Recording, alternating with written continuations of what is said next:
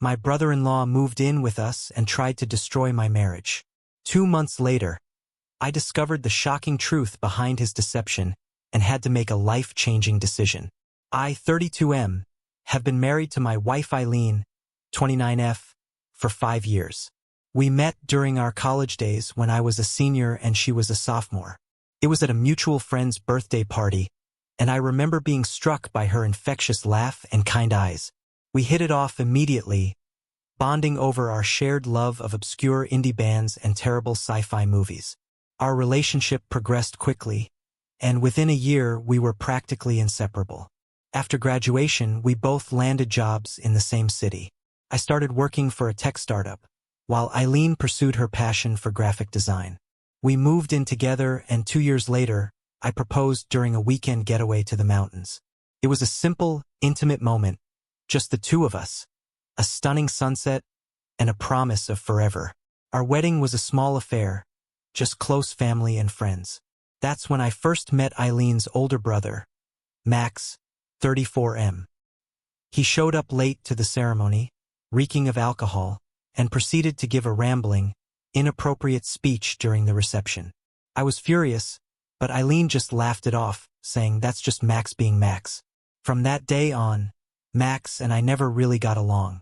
It wasn't that we had a big falling out or anything, but his personality just rubbed me the wrong way. Max was the stereotypical charming bad boy, always the life of the party, constantly surrounded by friends, and living it up. Eileen and I, on the other hand, preferred quiet nights at home. We enjoyed each other's company and didn't feel the need to go out all the time. This difference in lifestyle choices often led to Max making snide comments about how boring we were. He'd show up unannounced at our place, usually on a weeknight when we were winding down after work. "Come on, little sis," he'd say, "let's go hit the town like we used to." Eileen would always decline politely, but I could see a flicker of something, regret, nostalgia, in her eyes. When Eileen and I first got married, Max's visits became more frequent and more disruptive. He'd raid our fridge, sprawl on our couch, and ask to borrow money. Sometimes he'd bring along a rotating cast of friends or girlfriends, turning our peaceful home into an impromptu party venue. He'd complain about his job when he had one, his dating life, and pretty much everything else under the sun. It was exhausting to be around him, but Eileen always made excuses for his behavior. "He's just going through a rough patch," she'd say, or "he didn't have it easy growing up like I did." I later learned that their parents had divorced when Eileen was just a kid, and Max had taken on a protective role. This led to a complicated, codependent relationship between the siblings that persisted into adulthood. Despite my frustrations with Max, I tried to be understanding for Eileen's sake. I knew how much she loved her brother, and I didn't want to be the guy who came between siblings. So I bit my tongue, cleaned up after his messes, and did my best to tolerate his presence. About a year ago, Max announced he was engaged to his girlfriend of 6 months, Zoe, 31F. We only met her a couple of times before the wedding, but she seemed nice enough, quiet and a bit reserved, which seemed odd given Max's larger-than-life personality. Their wedding was a lavish affair, way over the top in my opinion. Max had always liked to be the center of attention, and this was his moment to shine. After the wedding, we saw less of Max. Eileen was a bit down about it, but I was secretly relieved. I hoped that marriage would finally make Max grow up and stop relying so much on his sister. For a while, things were peaceful. Eileen and I focused on our careers and started talking about starting a family of our own. Then, 3 months ago, everything changed. It was a quiet Sunday evening, and Eileen and I were curled up on the couch watching a movie when we heard frantic knocking at our door. When we opened it, we found Max standing there, looking disheveled and upset. His eyes were red and puffy, his clothes rumpled like he'd been sleeping in them. "Zoe kicked me out," he blurted out before we could even ask what was wrong. According to Max, Zoe had been acting distant and secretive lately. When he confronted her about it, she exploded and told him to leave. He said he didn't know where else to go. Eileen, being the caring sister she is, immediately invited Max to stay with us until he could sort things out. I wasn't thrilled about the idea, but seeing how distraught Max was, I reluctantly agreed. We set him up in our spare room, thinking it would only be for a week or two at most. At first, Max was surprisingly considerate. He kept to himself, helped with chores, and even cooked dinner for us a few times. He talked about looking for a new apartment and seemed grateful for our help. I started to think that maybe I had misjudged him all these years. Maybe this was the wake-up call he needed to get his life together. But as the weeks went by, Max's true colors started to show again. He stopped helping around the house and started inviting friends over without asking us first. Our grocery bill skyrocketed as he ate whatever he wanted without contributing. He'd stay up late playing video games, the noise keeping Eileen and me awake on work nights. What really bothered me, though, was how he started acting around Eileen when I wasn't there. She told me that he'd make comments about how she could do better than me, how I was holding her back from living her best life. He'd reminisce about their wild college days and suggest they go out partying like old times. I tried talking to Eileen about it, but she brushed it off as Max just being Max. She said he was still hurting from his breakup and we needed to be patient with him. But I couldn't shake the feeling that there was more to the story. One day, about 2 months after Max moved in, I came home early from work to find him and Eileen in what looked like an intense conversation. They were standing close together in the kitchen, speaking in hushed tones. They quickly separated when they saw me, and Eileen looked upset. When I asked what was going on, Max mumbled something about needing to run errands and left the house. Eileen wouldn't tell me what they were talking about at first, but after some prodding, she finally admitted that Max had told her some troubling things about me. According to him, he had seen me out with another woman multiple times. He claimed to have photographic evidence but conveniently couldn't produce it when Eileen asked. I was furious. Not only was Max lying about me cheating, but he was actively trying to sabotage my marriage. I told Eileen that it was all fabricated, that I had never cheated on her and never would. I even offered to show her my phone and email, anything to prove my innocence. Eileen said she believed me, but I could see the doubt in her eyes. The seed of mistrust had been planted, and I knew it would take time to fully regain her trust. I insisted that Max needed to leave immediately, but Eileen was hesitant. She said we couldn't just kick him out with nowhere to go. That night I couldn't sleep. I kept replaying the events of the past 2 months in my head, trying to figure out Max's endgame. As I tossed and turned, I heard Max's phone ping with a message. Curiosity got the better of me, and I snuck out to the living room where he had left his phone charging. What I saw on his screen shocked me to my core. It was a message from Zoe, his supposed ex-wife, saying how much she missed him and couldn't wait for him to come home. I quickly took a screenshot and sent it to myself before deleting the evidence from Max's phone. The next morning, I confronted Max with what I had discovered. At first, he tried to deny it, but when I showed him the screenshot, he broke down and confessed. He admitted that he and Zoe were still together. They had concocted this whole plan as a way for Max to spend more time with Eileen.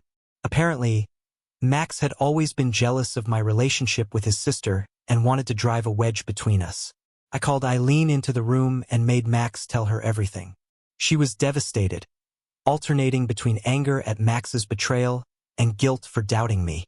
I told Max he had an hour to pack his things and leave, or I'd call the police for trespassing. As Max was leaving, Eileen tried to stop him, saying they needed to talk things through. I couldn't believe what I was hearing. After everything he had done, she still wanted to give him a chance to explain. That was the moment I realized that this problem ran deeper than just Max's actions.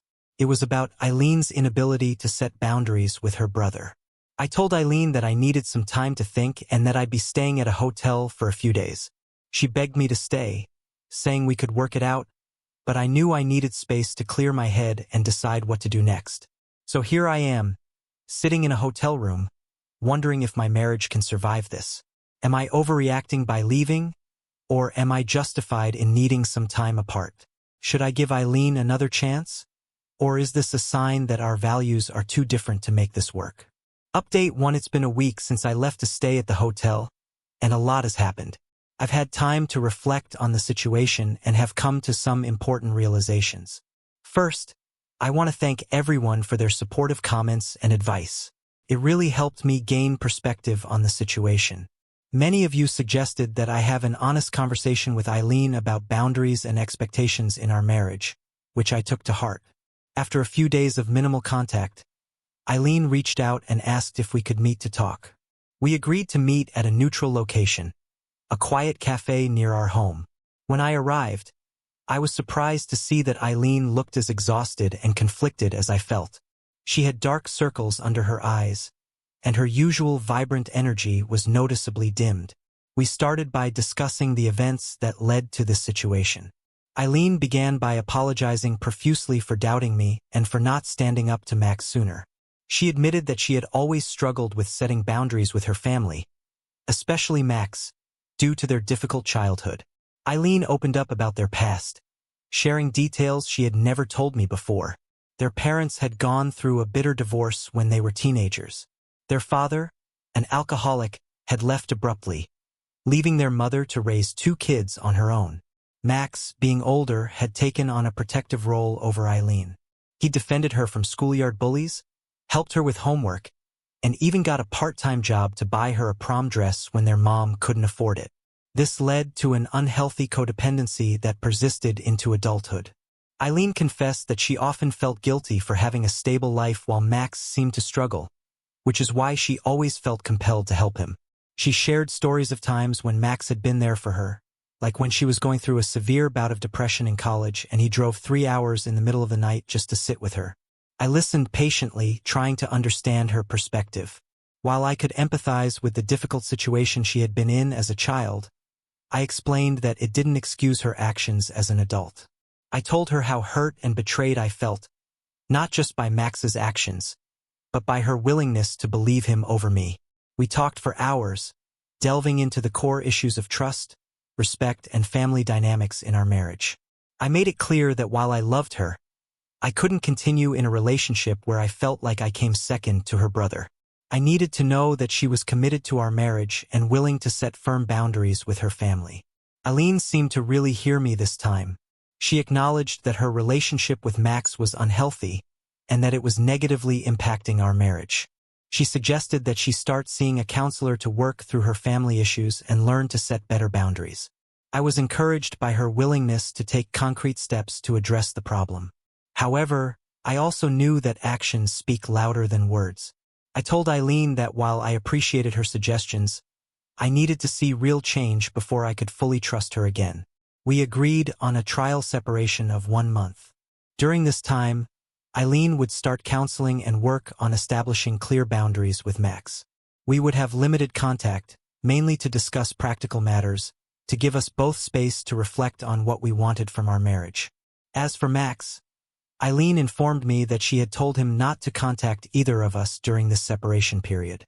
She had also reached out to their mother to let her know what had happened, as she felt it was important to be honest about the situation and not allow Max to spin the story in his favor. After our meeting, I went for a long my head. As I wandered through the familiar streets of our neighborhood, I found myself outside the little ice cream shop where Eileen and I had our first date. I remembered how nervous I had been, how I had spilled ice cream on my shirt and Eileen had laughed, saying it made me look endearingly human. That memory, once so sweet, now felt bittersweet. I realized that despite everything that had happened, I still loved Eileen. But I also knew that love alone wasn't enough to sustain a marriage. We needed trust, respect, and shared values. I hoped that this separation would give us both the clarity we needed to decide if we could rebuild what had been broken. For now, I'm focusing on taking care of myself. I've thrown myself into work, taking on a challenging new project that keeps my mind occupied during the day. In the evenings, I've started hitting the gym regularly to clear my head. The physical exertion helps me sleep better at night and gives me a sense of control over at least one aspect of my life. I'm also considering talking to a counselor myself to work through my own feelings about what happened. I've realized that I have some issues of my own to address, like why I let Max's behavior go on for so long without putting my foot down more firmly.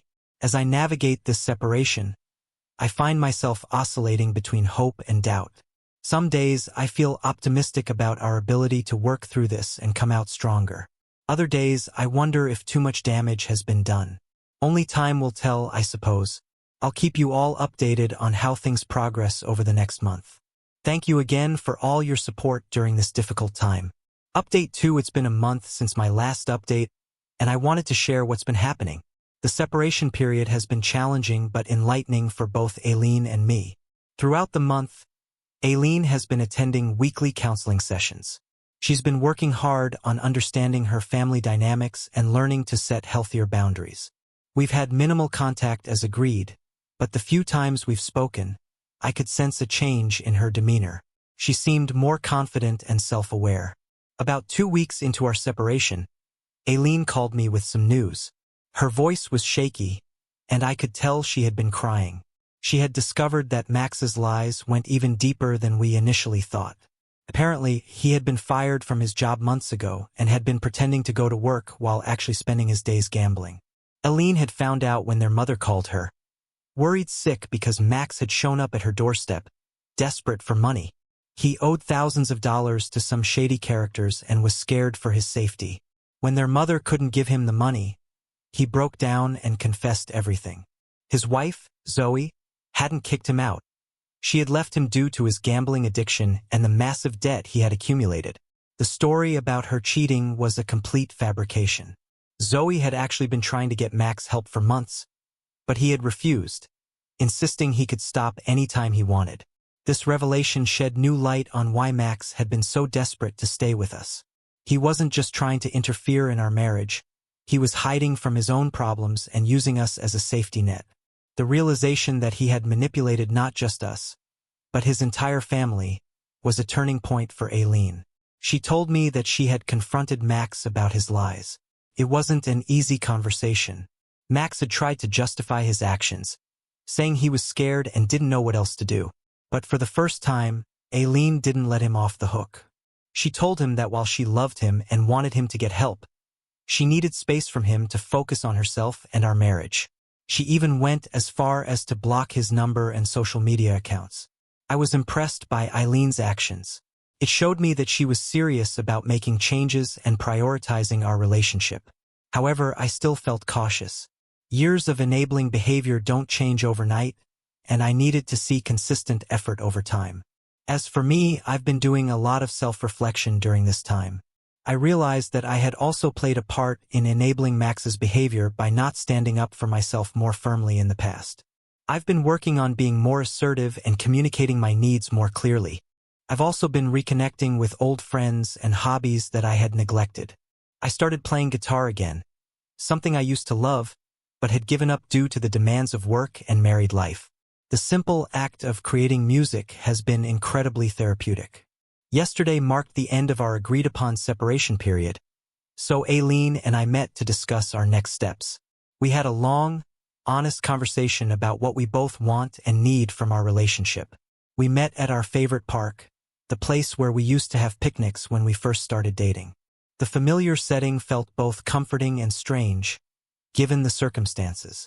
Aileen shared the progress she's made in therapy and the insights she's gained about her relationship with her family. She talked about how she started to understand the roots of her codependency with Max, tracing it back to their tumultuous childhood. She's been working on differentiating between helping and enabling, and learning to prioritize her own needs and well-being. She apologized again for her past actions and presented a plan for how she intends to maintain boundaries moving forward. This included continuing her therapy, setting clear limits on her interactions with Max, and committing to open communication with me about any family issues that arise. I expressed my appreciation for her efforts but also my lingering concerns. Trust, once broken, takes time to rebuild. I shared how hurt I had been by her initial doubt in me and how it had shaken my faith in our relationship. We both agreed that while we want to work on our marriage, we're not ready to fully reconcile yet. We've decided to extend our separation for another month, but with some changes. We'll start having weekly date nights to reconnect and rebuild our relationship. These won't be elaborate affairs, just simple activities like going for a walk or cooking dinner together. The goal is to rediscover the connection that brought us together in the first place, without the pressure of immediately jumping back into full-time cohabitation. We've also agreed to attend couples counseling together to work on our communication and trust issues. I think having a neutral third party to guide our discussions will be helpful as we navigate this delicate period in our relationship. As for Max, Eileen has maintained her distance from him. She's encouraged him to seek help for his gambling addiction but has made it clear that she won't be offering financial or housing support. It's a difficult stance for her to take, but she understands it's necessary for both Max's recovery and the health of our marriage.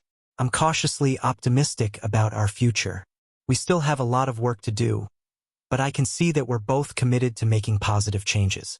The road ahead won't be easy, but I believe it's worth the effort. I'll update again after this next month to let you know how things are progressing. Thank you all for your continued support and advice. It means more than you know. Update 3. It's been 2 months since my initial post, and I wanted to provide a final update on the situation. A lot has changed, and I believe we've reached a resolution. Over the past month, Eileen and I have been slowly rebuilding our relationship. Our weekly date nights have been a mix of emotions, sometimes awkward, sometimes tense, but also filled with moments of genuine connection and laughter. It's been a reminder of why we fell in love in the first place. One night, we went to the small Italian restaurant where we had our first anniversary dinner. As we sat there, surrounded by the soft glow of candlelight, Eileen reached across the table and took my hand. With tears in her eyes, she told me how grateful she was for this second chance and how committed she was to making our marriage work. It was a small moment, but it felt significant. The couples counseling has been incredibly helpful. Our therapist, Dr. Martinez, has given us tools to communicate more effectively and work through our trust issues. We've had some tough conversations, but they've all been productive. One session that stands out was when we discussed our different communication styles. I learned that I tend to withdraw when I'm upset, while Eileen prefers to talk things out immediately. Understanding this has helped us navigate conflicts more smoothly. Eileen has continued with her individual therapy and has made significant progress. She's been working on setting and maintaining boundaries, not just with Max, but with other family members and friends as well. I've seen a noticeable change in her confidence and self-assurance. Last week, she told me about a situation where her mother tried to guilt her into lending money to Max again. Eileen stood her ground and refused, something she admitted she wouldn't have been able to do a few months ago. As for Max, he's finally facing the consequences of his actions. Eileen maintained her distance, which forced him to confront his problems. He's entered a rehabilitation program for his gambling addiction and is slowly working on rebuilding his life. Eileen has been supportive from afar, but firm in not enabling his behavior.